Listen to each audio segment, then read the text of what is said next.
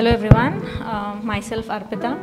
So I'm a non-programmer, so my background is completely science and biology. So I'm working in Pointcross as a subject matter lead. Thank you. Thank you. I'm Raja Ramesh. I am the president and chief architect of Pointcross Life Sciences. And we're going to talk today about generating or the aspects of generating ADaM and TFLs from the SAP. You upload, you get the ADaM and TFL, done. If that's not what you're expecting, it's not that. So this is, we'll take you through the process of our learning and why we do and what we do. So that's about two major differentiating, we're not from clinical programming, by the way. So we are primarily a software company. I'm the chief architect of the company. And half of our company, again, have biomarker experts who are assisting some of our biotech customers, the small pharmas. So our journey has been from geology and to the biology. And one of the biggest challenges when we shift, and both are natural sciences, to understand what's not created by the man. And this is the perspective very different from how you would do with a inventory management or a sales or a kind of data, which is also called big data. But this is a very different kind of big data, which requires a human intelligence at every step to figure out, understand what we do not know by hypothesizing, by trying, by failing, doing again. So that's both the industries parallels that we come from. We're working with geologists before, so we work with a lot more with biologists now. And in terms of how we come to what we do and how we do, what we want to explain is to give a little background. I'll give you that. Then we will look at in terms of how the AI and LLMs work. So a brief intro. So I'll not switch to everything. So that's our journey from initial clinical, from non-clinical to the clinical from previous industries, where our first challenge we took was taking the data of about 3,000 or 4,000 studies, make it analyzable, back when 2009, with one of the big Swiss company, pharma. So, back then it was all, there are BI tools, there are data marts, cubes, and so many things. They all work well for a lot of industries, and they failed several times, and we wanted to take the bet. We could do it. So one of the things that we had to do, we know all these cubes, data marts that you create are defined based on the kind of questions you ask, your salesperson asks, or your marketing person asks. Whereas here, it's a hypothesis. A scientist was thinking about asking, prove, go back, prove again, go back. You need really faster ways to do it. You're not going to wait for another cube to create for an overnight and then come back tomorrow and then do one more tomorrow. So this is really real time. That was our choice. So this is when we worked on with search engines. So it was the indexing of all of the studies into a search engine so we can go across at any dimension and slices through, get the answers done. That's our initial journey about how we can manage the clinical data and the non-clinical data. And we entered into the next areas of submissions, process, CDISC, standards, all of these. That led us to create what we call MDR, metadata repository, a prospective way of defining things, specifying, and going through the specification, deliver what is required, which is essentially what FDA wants or what any regulatory wants. Define what you're going to do, which is why the protocols are created, which is why the SAPs are created, so where it is putting the discipline of defining before you do something, and even including a wet signature, most of the cases. So the two aspects, right? So the search engine as a repository, the repository model, as well as the metadata repository, which is standards and specifications for it. How do you specify what you do before you do, right? So those are the two major differences that we could see. So the MDR, which is the central to us, which is defining these, what you want to do, or what you're expected to do. So there are regulatory expectations in terms of standards like CDISC, ADaM, SDTMs, and whatever. And you have certain TFLs, which are, there's no expectation, but there are guidelines about what kind of things you do. But there are specification done per study, what kind of TFLs that you want to prove your hypothesis based on this study. So that's the MDR aspect of it. So what we does, so in order to make use of this MDR, we had to come up with few more modules. So that's what we call a transformation. We can imagine converting to an SDTM by taking the data from various data sources, whether it is CRF, non-CRF, PK, biomarkers, all of those, into a standardized model. So SDTM is one of the standardized model I put, but we primarily work with what we call a repository model called UDM. We will come across that. Then we have to make sure what you've done is really meeting your specification. Some of the industry specifications are SDTM, ADaM, defined SAN, but they don't need to be like that. So they can be much more. We do a lot of work outside the standards. So you define something, these are predefined. These are already defined by industry. You don't need to do it. They are defined, available. They are validation rules available. So eData Validator is a separate product. Once we developed for ourselves to make it, a lot of CROs came and asked, why didn't you make that available to us? We only have Pinnacle 21 in the world. We do not have an alternate. We are locked down. So we made that as a separate product and said, okay, anybody can use that piece. So you can go to our website and register and try this one. So this is what is inside the system is about MDR with any transformations.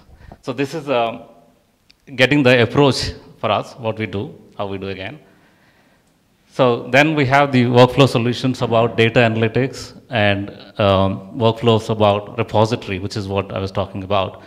This is for us to get a model that is not just fixed to a SDTM IG 3.1, 3.2, 3.3, or tomorrow one more, and another new domain, custom domains merged into another domain, domains get split. VS domain split into CV domain split into NV domain. So all of these happens with IGs as they evolve.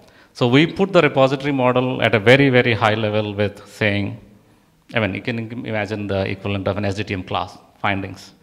What you got? Interventions. What did you do to the subject, right?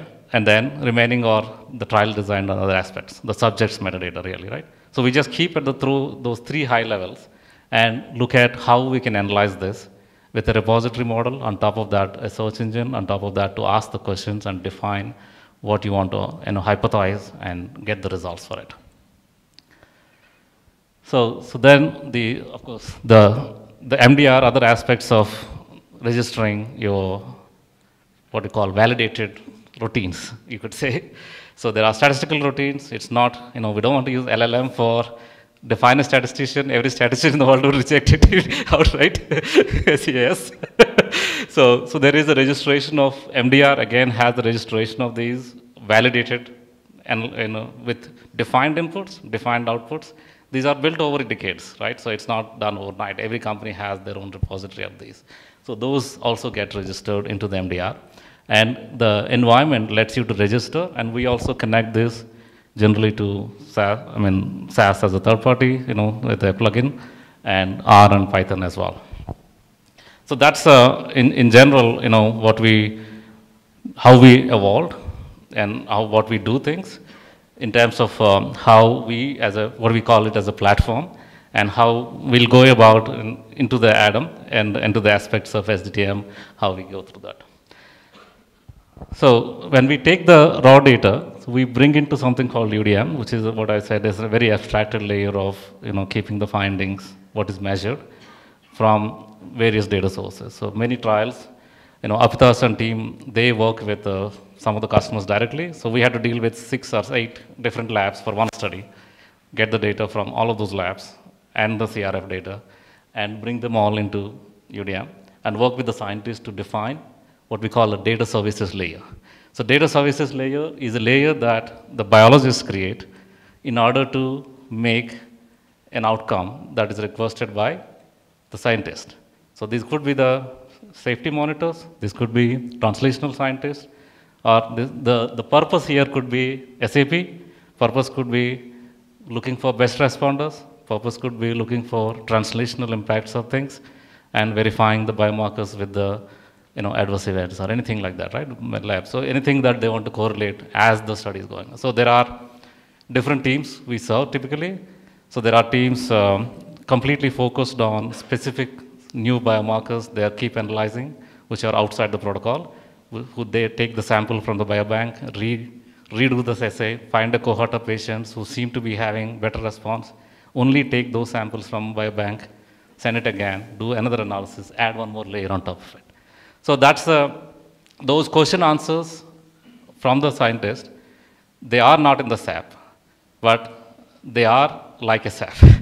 But it's just that they are more real time. So they get the question asked, they get answered, you do it, and you can do an analysis and get back.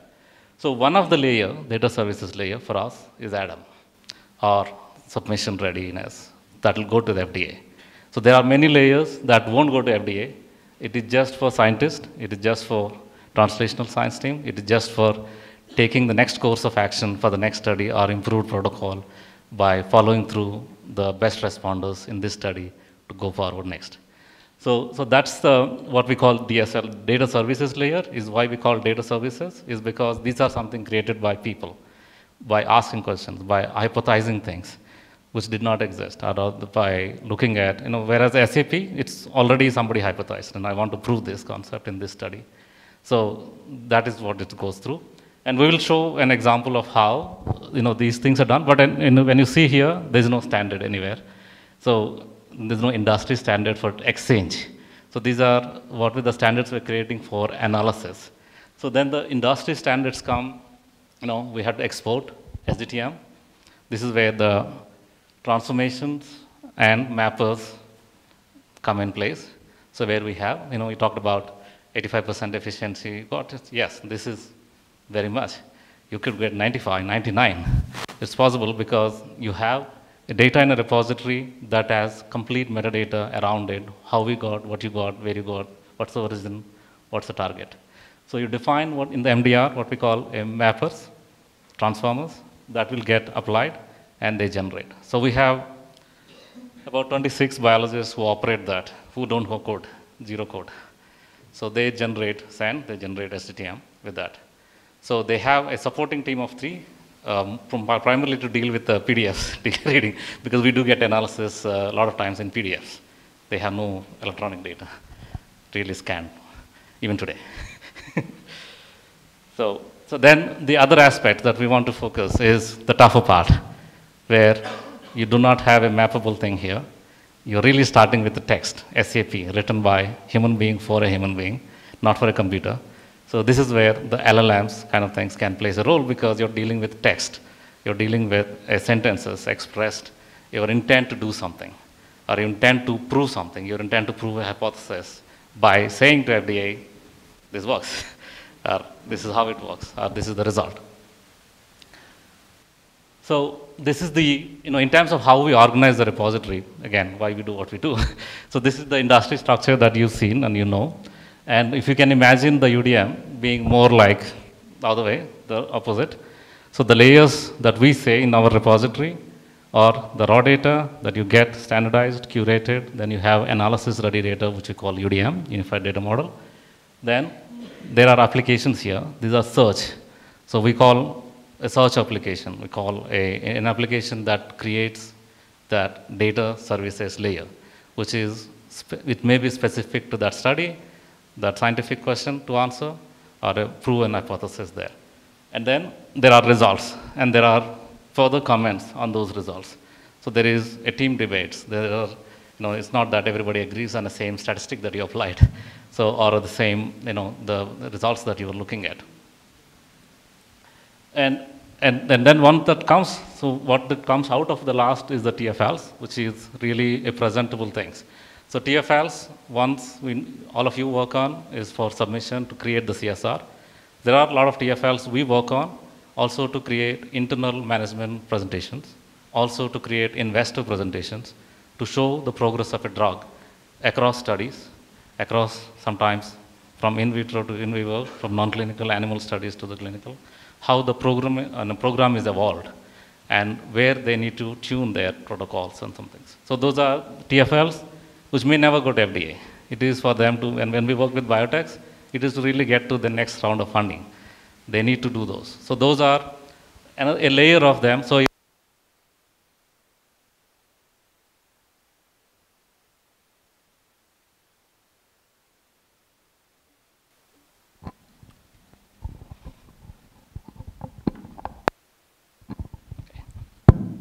yeah, one of the layer that we're talking about is the SAP based, which is the ADaM here. So for that, so this is a typical example that Arpita has put together. There are cases of an SAP with the statements, how you get an input for you to define your metadata. So like I said, we're not talking about code here, right? So we're not talking about taking this, converting to code. We're talking about taking this and defining a metadata layer that can eventually convert to code. A prospective way of looking at, not a retrospective way. And then the TFLs related to that. So the CDISC and FDA did define some metadata. Unfortunately, I think 99% of the things, it is retrospectively done, like define XML, for example, SDTM. So in our journey, we had to work with some sponsors more than a decade or a decade and a half ago, who are doing less of programming inside, more with CROs. So it was another opportunity for us to really handle that, where define the metadata for the CRO to make sure they do it the way the sponsor wanted. So that metadata, when you submit the actual SDTM, actual ADaM, you have a way to verify you got, as per your spec, you got any extra, you got less. That means we need another validator to verify the spec versus actual and do that. So this is, a defined XML has its own problems, I understand, but they have put all of these, I think, size and precision, which are really not something that you really worry about spec, like size of the text in the comments, who cares, right? So that made, I think, the whole programming environment to work backwards. Okay, do SDTM first, then worry about define last. So we do the other way. So we make the define as the way to define our spec and what kind of things that you expect based on the protocol or based on SAP. Then you go about generating the XPTs based on that. And then you have ways to readjust the little things like automatically be done, like the size, precision, and few other things, which are just nonsense, but not really spec. So if you take this approach, a typical defined XML for ADaM, you expect, a definition of a domain like ADSL, a definition of a variable, and they expect an algorithm that you have. And most of these may be templated in the companies. Some of them get suggested based on the SAP. What you have on the right side has to be really derived from your SAP, which is really a PDF document that is signed. Going further, you have defined, again, in the CDISC standard, one more thing called formal expression, which is to say an expression that can be technically executable, not human written. So this is an equivalent. I put UDM. It's not, generally I think it is written for SAS, including CDISC standard says SAS, which is supposed to be against vendor neutrality. But so what you see on the right side is an expression on top of the UDM, which is built with a search-based user interface. As a user, you can do that, but not required to write a syntax, which is technically accurate, but more of an application. So we'll just show you that, maybe after can take 2 minutes to show how this work as we go. So this is, again, we're going through the prospective route of how it happens and then where the LLMs can play the role into that. So when you see you expect 3 cohorts within, let's say, age group, then you have a cohort that is created with 3 different conditions, which are again expressions that are kept. So they can be converted to any programming language. We have a code. You can have a code converter, even deterministic code, logic, to convert into a code that can be executed in R, Python, whatever, right? So, and same way, we took one example of findings based and intervention based, which are typically used in an ADSL and how they work. So, and then, there is a next layer probably will come back is a TFL metadata, which is not mandated by FDA, so nobody cares. So it is called ARM, right, analysis results metadata, which talks about the last layer I spoke about, TFL. So that talks about defining the TFL, what you expect to analyze in the TFL, why you're creating the TFL, and the purpose. In a way, it's again a definition as a specification. A specification that's not just in PDF, but a specification that can be understood by computers eventually and processable. Right? So ARM, which we'll get back, but anyway, one maybe quick, I think it's not sharing. You're getting a different screen. Maybe you can move the window, I think. You can move this window.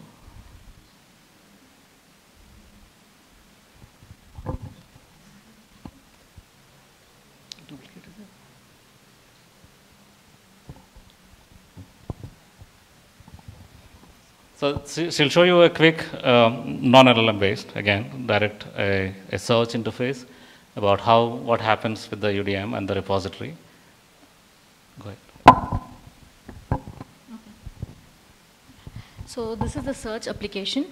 So what you see are how you can ask a question. It is not limited for programming individuals. So we support where even a non-programmer or a scientific or a translation team has certain questions that needs to be queried. So for that purpose, we have segregated or tiered the data based on the basic study metadata or the related to the subjects, the baseline, the history of the subjects, and also any findings that gets collected over the before the interventions and so on. So each of these tiers are being grouped so that you can ask a specific question around it and try to find the answer who or how many subjects met those criteria. So I'll just walk through one simple search. So since this is a repository, you will have, there'll be multiple studies. I'll just walk you through of how you can go into a single study and start looking into the results.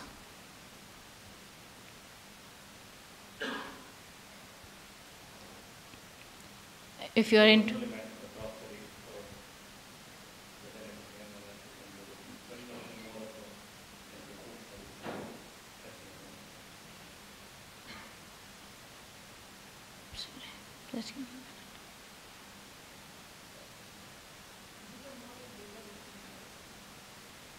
Yes, these are about defining your cohort of interest. So there is a cohort of interest by what is done by what kind of results versus what kind of values you can found, what kind of assessments found on clinical in terms of their endpoint. And based on that, you can then use that to flag those subjects or mark those data sets so that you can do a further analysis inside another visualization that you can. Yeah, so just an example of looking for a particular age group of subjects and trying to look for any adverse events that's been noted only in specific age group. So you can start building the queries here by just picking the domains or the endpoints and start building the queries. So I'm just trying to see, are there any treatment-related events that has been seen in these set of.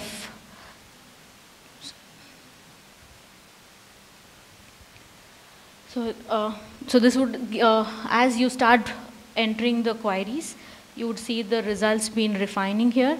So out of so many subjects, around 4 studies, I had filtered my query here to pick up only one specific study with the specific age group and then try to find how many events that's been related to a treatment.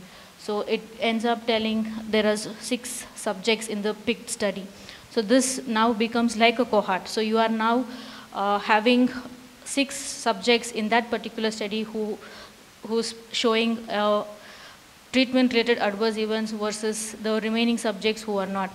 So this way, the translational team or the scientific team comes up and asks the questions and get into the data to see, explore the data further. It's done within the visualization tool. So for the programming team, like Raja was mentioning about the formal expression that comes up when you're defining grouping variables for the ADaM or population flags. So I'll just show one example. So we have another interface of grouping done with our repository variables, which would mimic the variables of what you see in SDTM, so that it is easy for a programming team because they'll be familiarized with the namings that's defined in the SDTM.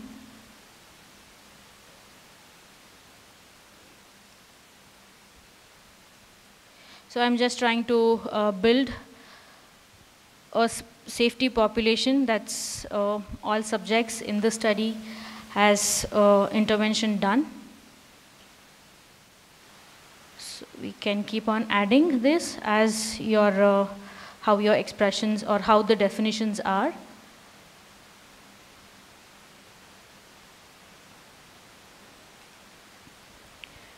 Okay.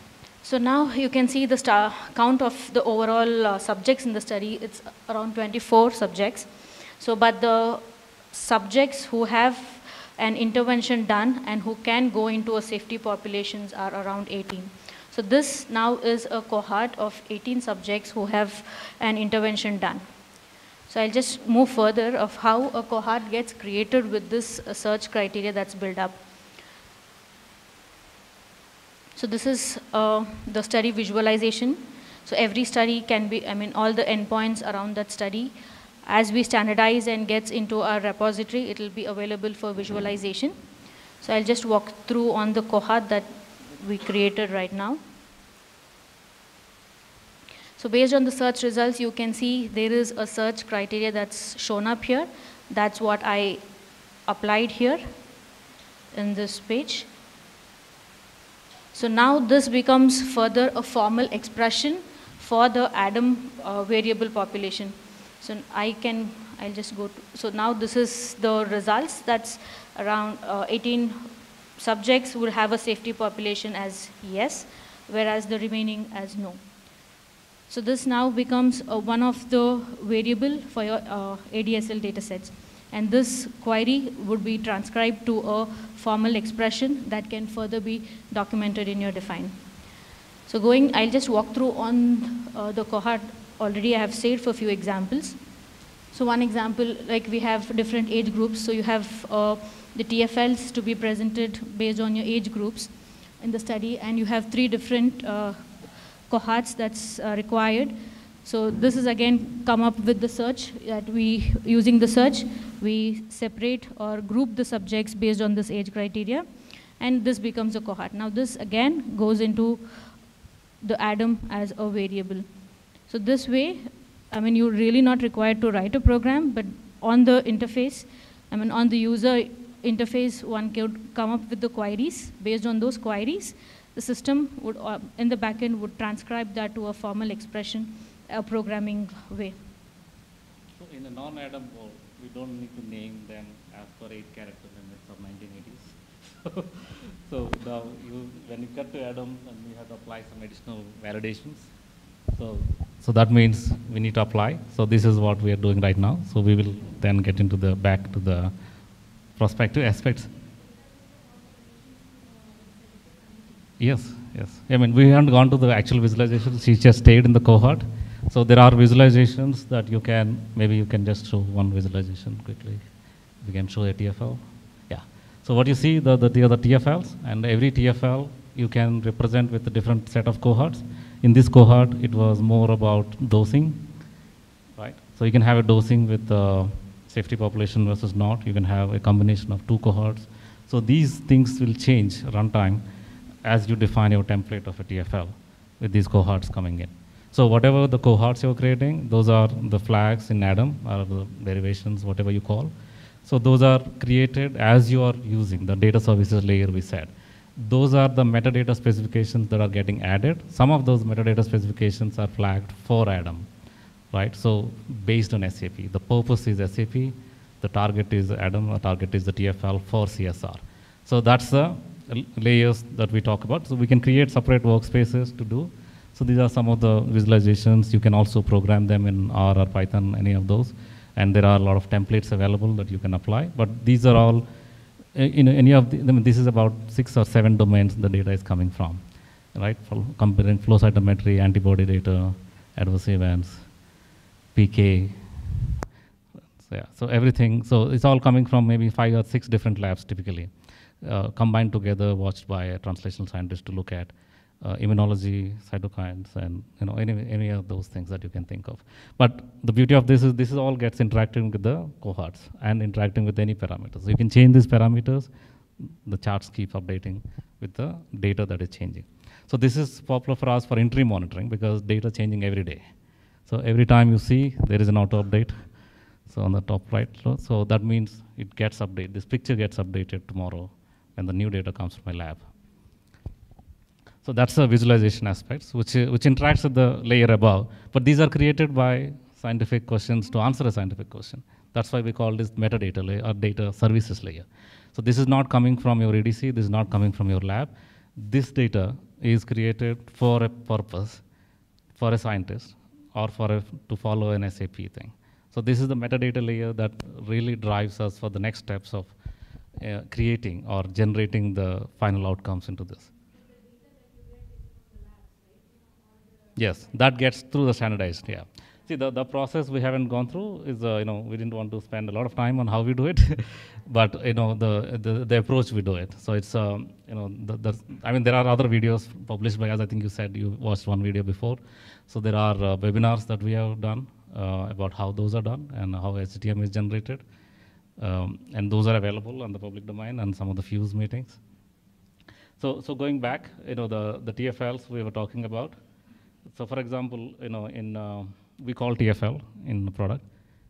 CDIS calls display. So it's a physical standard. Again, suggested expressions, and usually the code, which is what you call, maybe if there are statistical ones, you can template it. If there are expressions in data selection, you can do prospectively. Going down to the last step is code generation. You can generate the code. Again, SAS or Python, it's immaterial, as long as this is something you can understand. That is something, this is what you're giving to FDA or somebody as a traceability, as your specifications on how we do what you want to do. So this is, again, from the left is what you see from us, the selection criteria, parameters, what you need to do in order to get this is the metadata that you create using the search and TFL generation aspects inside the system.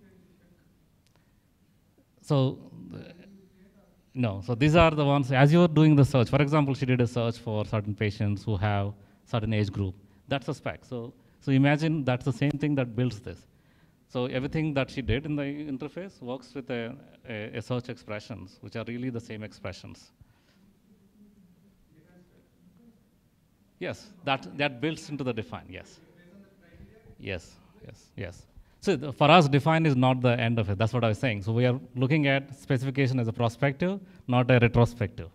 So if you take ADaM data set, then you want to do generate define, like how Pinnacle does. It's a retrospective. So you already done everything, and you're trying to fill the documentation backwards, which is already there in SAP. There's a purpose that you've done first, and that is coming through. So here, you can imagine that is going prospective, not retrospective. So the defines that come here will be prospective. The only retrospective aspect, like I said, is the size of the column, those kind of things. Like, define has certain entries for size, precision, decimal positions, all of those things. Only those 3 or 4 things we take actually retrospective.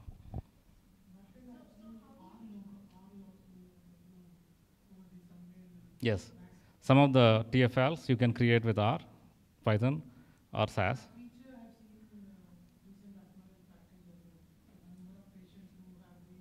Mm.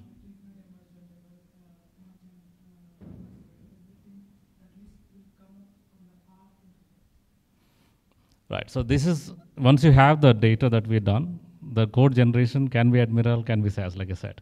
So the R logo that you've seen is primarily used to generate that interactive chart. I think that's a Plotly chart. So it's an interactive chart combining this, and how you arrange this, what is a, let's say, area plot versus bar plot versus line plot, those things. So going further, so our approach in terms of, we haven't, sorry. This is something we haven't released as a product version. So this is, like I said, our approach about how we go about taking this in that aspect.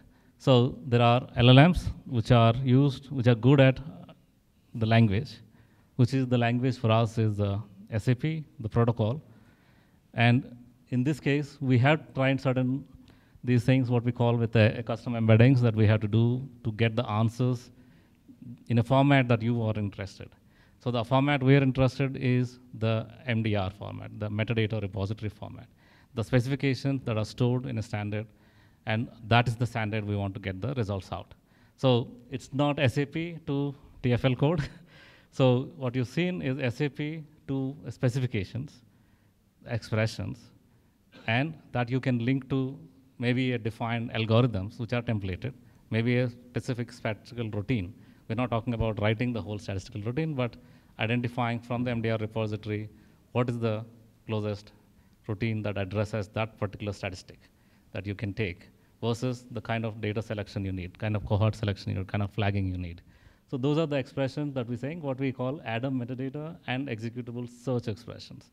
So these are the two different outputs. One stays on top of the UDM that we just explained. Another stays on top of the MDR, which is the metadata specifications. So these two, with the MDR and the UDM and the extra DSL created for this, so the smart transformation again is another layer of a deterministic program that can take these metadata, convert into XPTs, convert into TFLs that can go out in a submission-ready format. So that's the approach in terms of examples for a simple. Yeah, it's a. I think this is last year one example, right? So just an example of how that is trained with the llama index. Get a cohort of beagle dogs whose bilirubin is greater than it's. That's not a good English. It still it still looks like an expression, but you can see that it is trying to give the specifications in a format that we can execute. We can run a program on it, irrespective of the programming language. And this happens to be our OData. We use an open data protocol for our web services, which accepts this format right into the system. And which is also matches with what Define expects. Because Define is also expecting, you can convert into any, because this is a technically accurate syntax that you can execute in any programming language that you can pick. Right? I think even SAS supports that EQ and such things. So and then this is kind of an example of how you keep LLMs, which are non-deterministic, how you keep them to the submission layer of FDA, whom you have to explain how you've done it. You are taking extreme lengths of double programming and such things to prove that you're done. But again, suddenly you put a black box, the whole chain is broken. So this is one layer of what we are approaching in terms of getting the advantage of LLMs, getting the advantage of, but to build the metadata that is required to generate. Adam.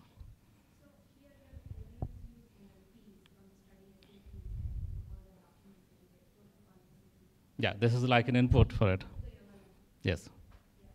Yeah, so the LLMs have, again, there are 2-3 things we have to do extra. I mean, the standard, if you take a llama or OpenGPT, it doesn't understand your language very well. So you train on the protocols, you train on the SAPs, and you create the custom embeddings and keep it. And then you train also on the syntax that you expect output.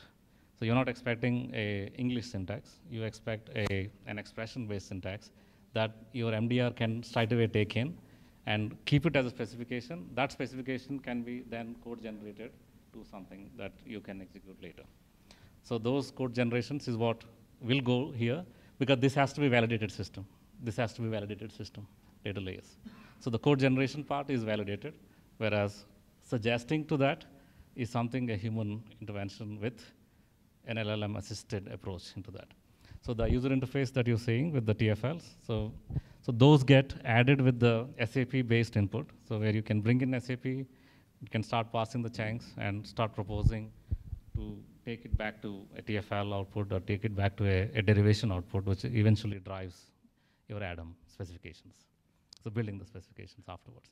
But of course, like I said, in our world, we do a lot more than what is in SAP generally because of the questions asked by monitoring scientists, translational scientist, and safety scientist.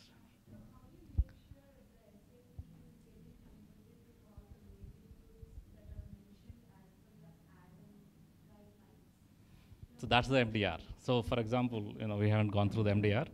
So MDR by itself, I don't know, I have a slide. Yeah, this is the analysis results metadata slide. Yeah, so something like this, right? So our ADaM is registered with all the CTs, all the IGs, everything that you have as standard that is available, including databases, dictionaries, gene, whatever, right? So they're all knowledge base, they're sitting there. So you have a guide now to say, if you put something that is more than 8 characters, it says, okay, it is not valid ADaM. So you have to put back.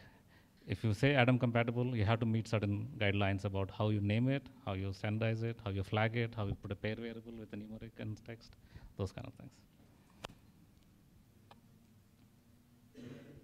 So it's more like how she did the search, right? So you have a way interface that is guiding you to the steps. I mean, look at it as an approach. I'm not talking about a release software already. This is in our roadmap. We are coming out, and we will definitely have a webinar or something with that.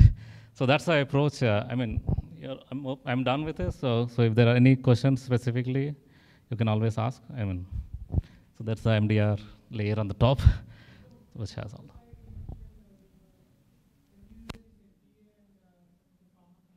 Mm-hmm. Yeah. Well, we had worked with FDA in 2 or 3 departments. So back in, we started with non-clinical, like I said, right? The animal trials initially, in 2009. So there was no SEND standard. So we had to work with FDA to first convert hundreds of their studies into SEND, prove that they can use SEND, and install our software in FDA to use that, and develop the validation rules to accept that. And then later we worked with the Center for Tobacco Control at FDA. So that is to do a different kind of analysis. So that is tobacco control there's no clinical trials, so it's more of a simulation again. So simulation of number of subjects, I mean, number of puffs, so you simulate and do data analysis. So it's a different aspects of how we worked with different companies.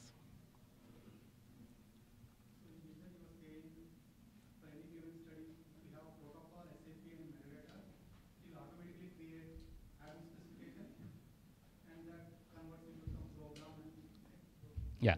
So before you say automatic, there is one aspect of data services layer, which is which is a subject matter expert's work, which is biologist or the SAP's driven work. So that's data services layer, what we're saying. So that data services layer can be automated a lot because there are human being there. There's a person who can assist, and that assistance is through LLMs.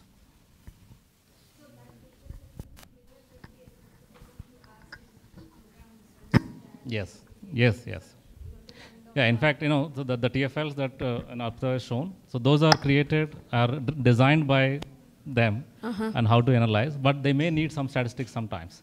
They may need to do some regression analysis. They may do some, fit or power fit and such things. So you need to bring a statistician, or you need to reuse a module that is already validated. So that's what they do.